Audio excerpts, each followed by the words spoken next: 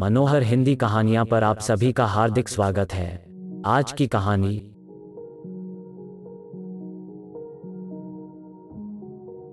केशव के ऑफिस जाने के बाद शालिनी बाकी बचे कामों को पूरा करने में ही लगी थी कि अचानक फोन की घंटी बज उठी।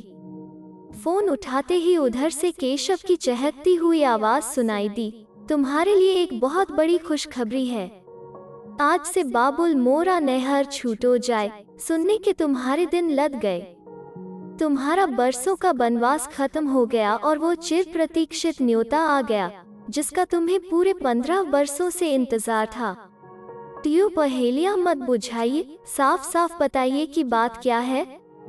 तुम्हारे हिटलर विष्णु भैया, जिन्होंने कसम खाई थी कि न कभी तुम्हारी शक्ल देखेंगे और न अपने घर की देहरी लांघने देंगे, आज उन्होंने अपनी बेटी अनन्या की शादी में आने के लिए कार्ड और उसके साथ तुम्हें मनाने के लिए एक पत्र भी भेजा है। शायद उन्हें फ्लैट का पता मालूम नहीं था, इसलिए मेरे ऑफिस के पते पर यह पत्र आया है। केशव की बातें सुन हतप्रभ शालिनी के आश्चर्य की सीमा न रही।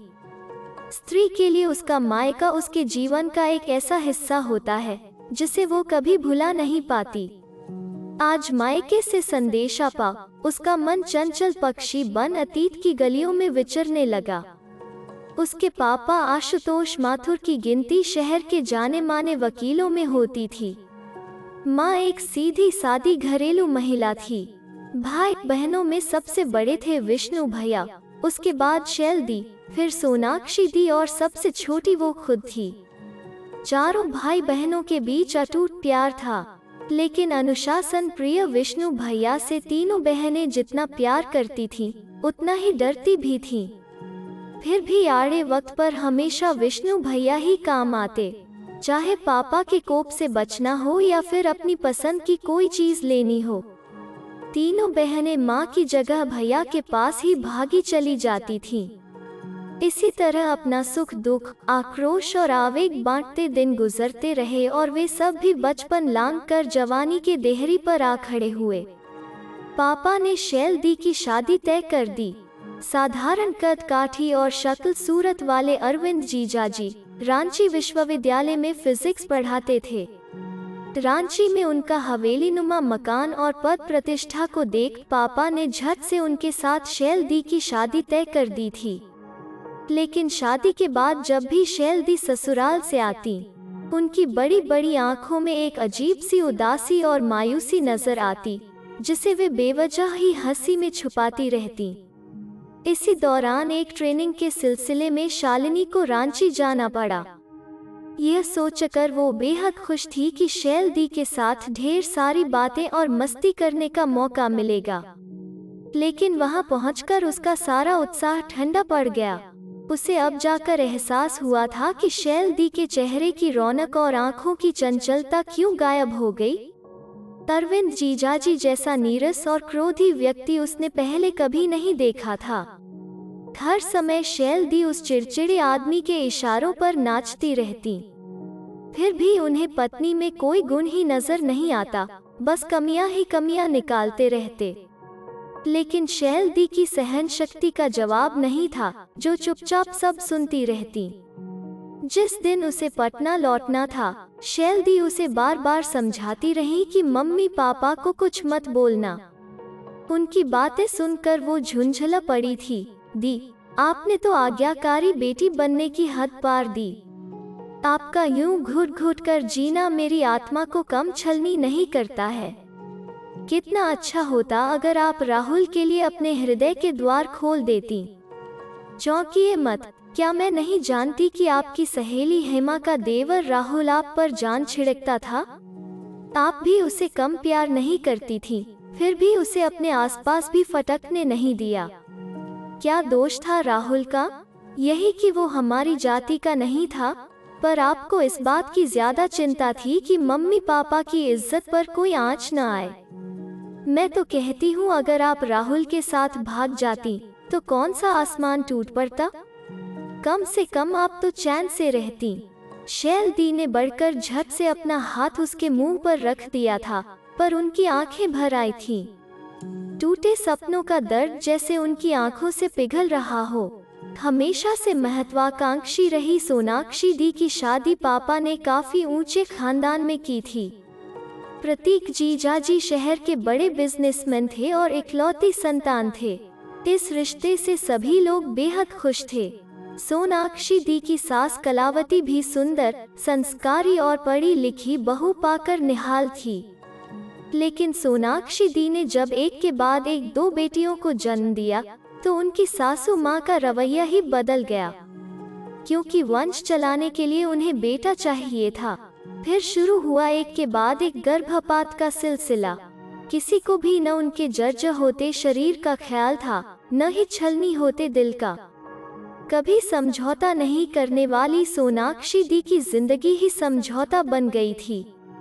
कई गर्भपात के बाद जब बेटा हुआ तो उसे संभालने की शक्ति उनमें नहीं बची थी।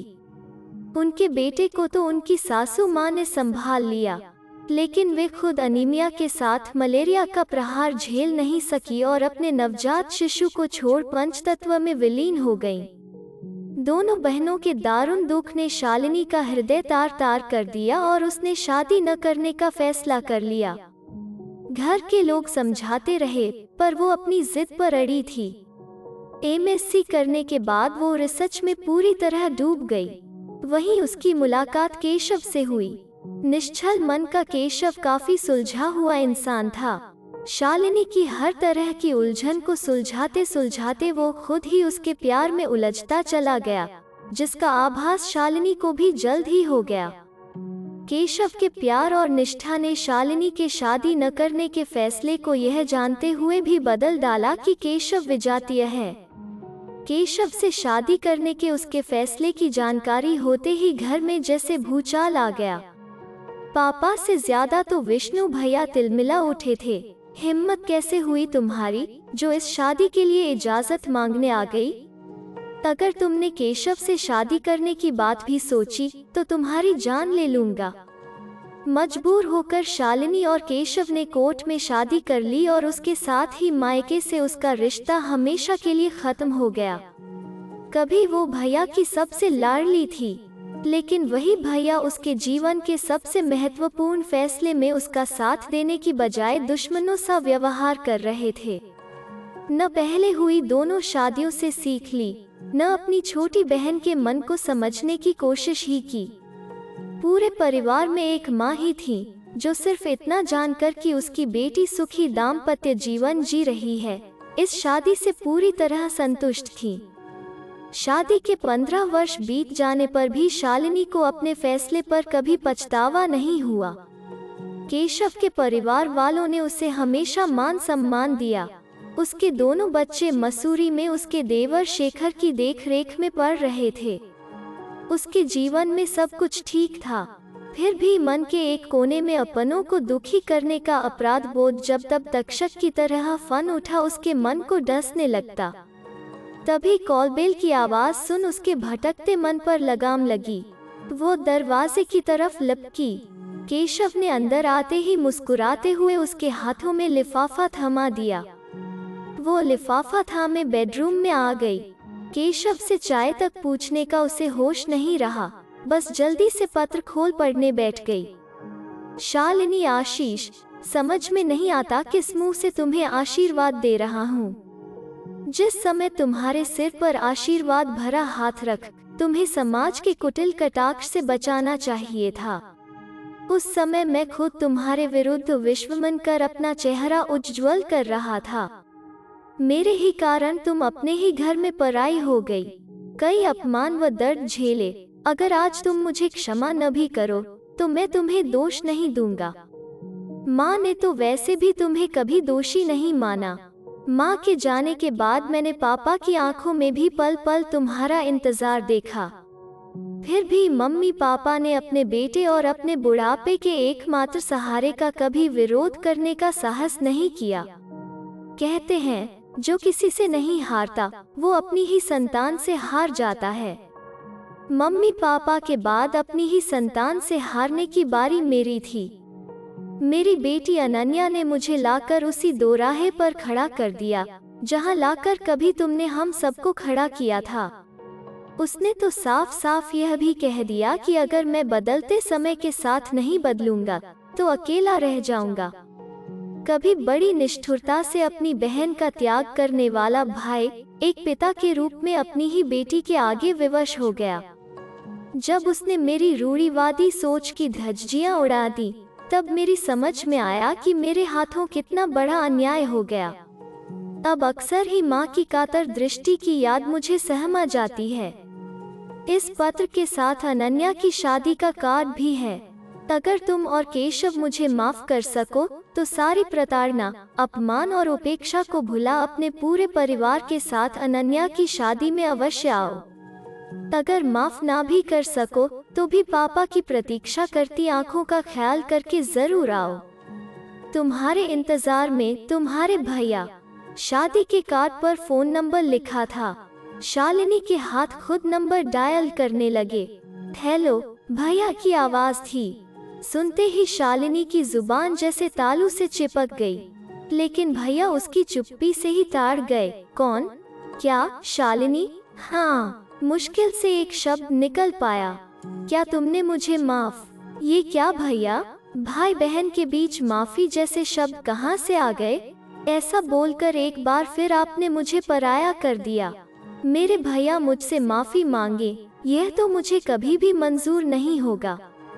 आप तो हमेशा डांटते हुए ही अच्छे लगते हैं। आज भी आप मुझे डांटकर अधिकार से बुलाइए, देखिए मैं कैसे सिर के बल दौड़ी चली आती हूँ। तभी उधर से भैया की आवाज आए, ज्यादा 3-5 मत कर, जल्द से जल्द पहुँच, ढेर सारे काम पड़े हैं। भैया की मीठी डांट सुन आंसुओं के सैलाब के बीच भी शालिनी हंस पड़ी। अगर आपको यह वीडियो पसंद आया तो इसे लाइक कीजिए, शेयर कीजिए और इस चैनल को सब्सक्राइब कीजिए। धन्यवाद।